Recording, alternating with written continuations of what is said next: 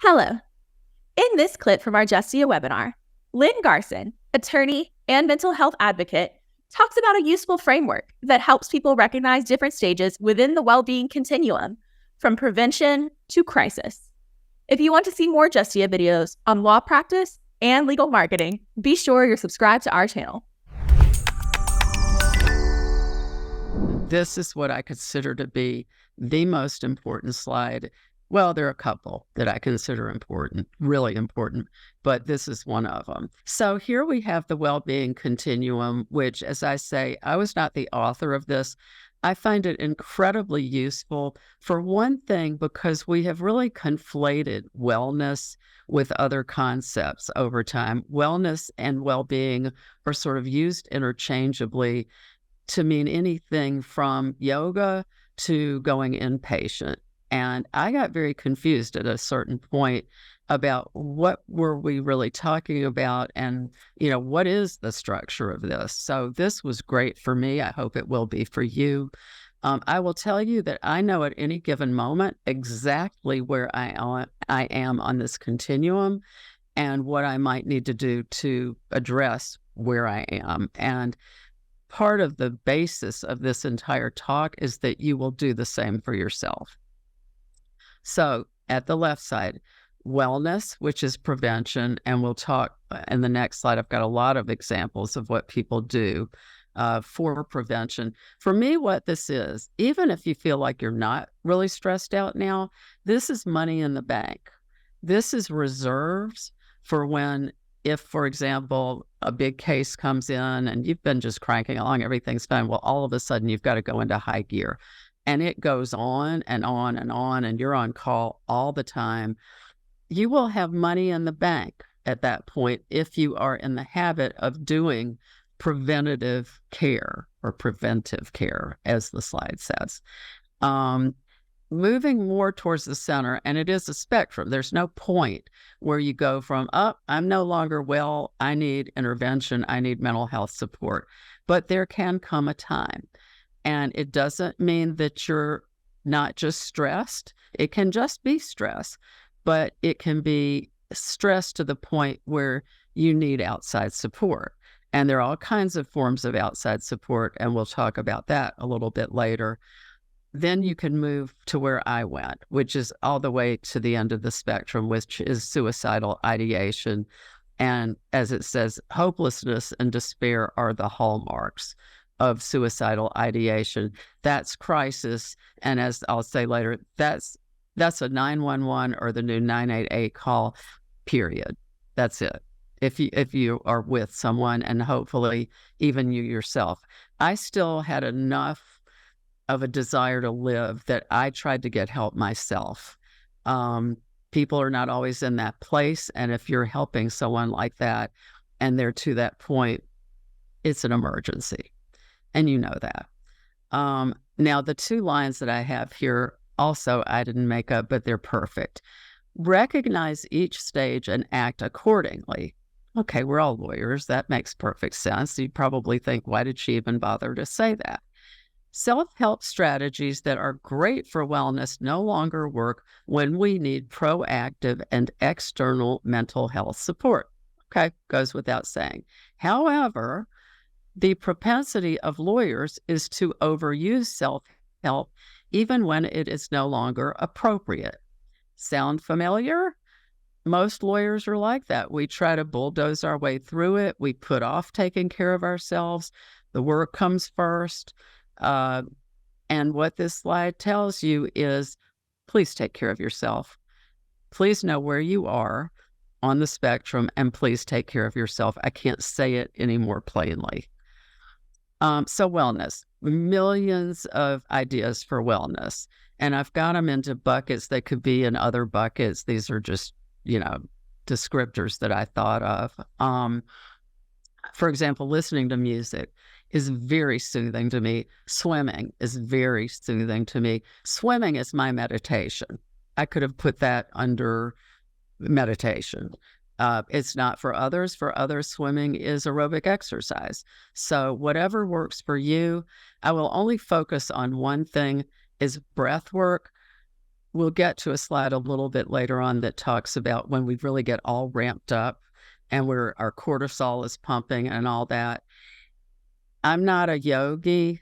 I've not been to an ashram, but I will tell you, anyone, including me, is now well aware that calming deep breaths can be the ticket in certain instances. And we all need to learn how to do that. Whether you think it's, alternative hokum or not, it's biological and it's evidence-based. So you can look at all of these at your leisure. I know that you'll have the PowerPoint. Mental health support. So I think people think only of a therapist when it's mental health support, but there are a lot of different things to think about. If you're with a larger entity like a medium to large size law firm, perhaps a corporation, most of them have employee assistance programs. They offer a certain number of sessions with a licensed clinical counselor. I highly recommend that you avail yourself of those and that you talk. It's usually the HR person that is the keeper, the gatekeeper for that. HR used to be the enemy, frankly, many years ago. In my experience, they no longer are. They're on the side of the angels. They want to help people. Before you even need it, go talk to your HR person and find out what is available to you. What's the employee assistance program like? And get to know about it. Lawyer assistance programs, similar. Every single state has one.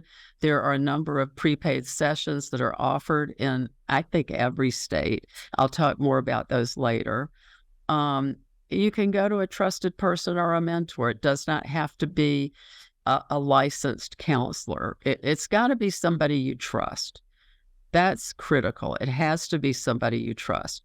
Then, of course, counseling, therapy, psychiatric assessment, or medical intervention, all of the above. Peer-to-peer support, now we're so used to doing things virtually. There is a tremendous amount of peer support available online. In person often is a little, for me, more of a connection. But I will say, as chair of the Georgia Lawyer Assistance Committee, I was gratified. We've got some psychologists on the committee as just for informational purposes. And to a person, they said after COVID that they had expected that they were going to report that virtual couldn't hold a candle to in-person. And in fact, they were pleasantly surprised that that was not true, that they thought that they formed a very good connection and could give very good support virtually and remotely as well. So that's great news. There are some off the beaten track programs like a place called On Site in Tennessee that I've been to. They have a rehab facility, but they've also got a main facility that you can only go if you don't need rehab or mental health intervention, don't need to be in a facility, because what they do is if you have issues that you want to work on, they provide experiential therapy, which is role play and things like that, that can be very, very helpful. And they're not the only ones in the country. There are a number of them. So you could look into that. There are rehab facilities everywhere. You would be shocked how many rehab facilities there are if you're even in a medium-sized city. You drive by it every day and you have no idea. And I have learned that about Atlanta, Georgia, which is where I'm from. And partial outpatient, intensive outpatient, inpatient, all kinds of facilities are available.